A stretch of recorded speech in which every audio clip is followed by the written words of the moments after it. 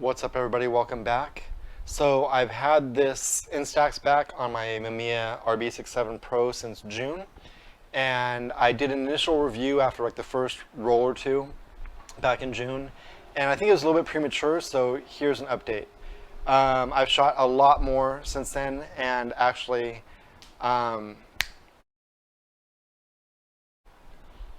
a client got me this giant stack of Instax film as a thank you for a shoot that I just did. So I'm going to be shooting a lot more in the near future. But the learning curve was pretty steep on this film. I found out very early, and it's sort of why I dismissed it. It can't handle highlights really well. And so I learned that shooting with a darker background really helps a lot with both color and black and white. I'm going to shoot, I think, mostly exclusively black and white because I just prefer that. I still have one, two, three packs of color, which will get shot eventually, but I'm going to stick mostly to black and white. But yeah, handling highlights in the background was definitely an issue for this film. It's also a little tricky in different types of light, where I've noticed with like ambient window light, it is closer to the box speed, the 800, than in sunlight, where I would go maybe as much as like 2 stops underexposed, especially if somebody had like more like pale skin. It's definitely a learning curve that I'm still sort of working on. I've only shot, I think, 10 or 12 packs so far.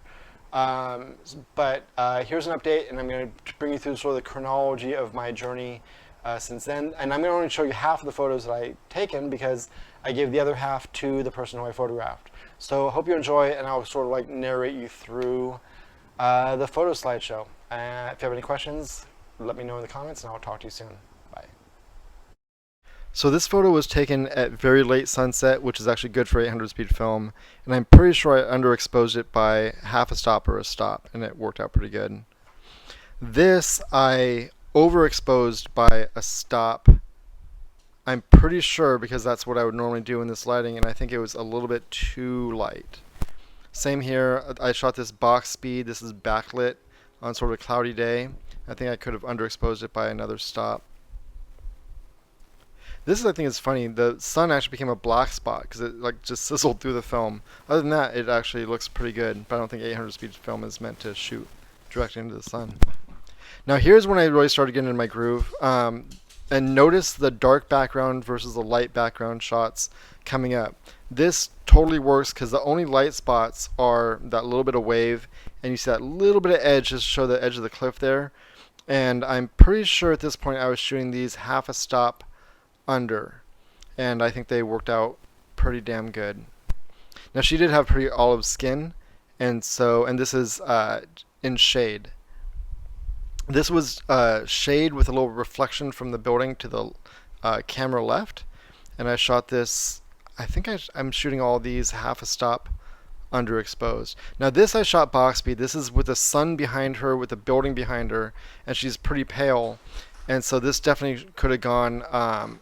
Like I made the correction after I saw that first one. So I shot this 1 stop under, and it still, could have gone for her skin tone maybe another half a stop underexposed. Same thing I did here. I shot this box speed, and then I made the correction on the next shot,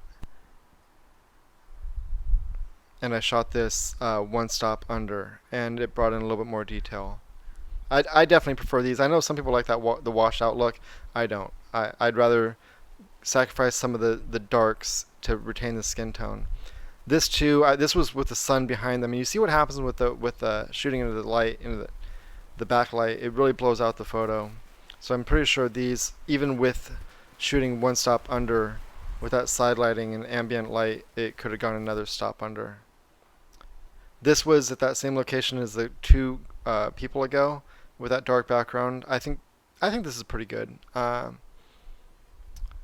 This is the same as the other girl, the blonde girl, and I shot this 1 stop under, and you can see it. The details are very, very nice. Now this was bright backlight. That's the ocean behind her in shade, and I definitely could have shot this another half a stop or a stop under.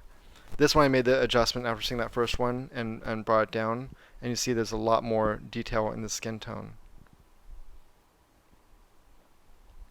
This was like the tester shot, and that's backlit with a darker background, but this damn 800 speed film is just so sensitive. And here I made the correction, and I brought a stop under, and you see there's a lot more detail in her skin tone. I think it's a lot more moody. So that is what's kind of nice about getting the instant feedback. And so here again, you see a little bit more of that background coming in because I brought it down a stop. And I don't mind losing the darks in the shirt. What I'm concerned about is the skin tone. This was with ambient window light in a coffee shop, and I shot this one stop under, which is just a tick too dark. And so I made the correction here, and I brought it to I think about a half stop under, and that retained a lot more details. So that's it, everyone. Thanks for watching. Let me know what you think in the comments.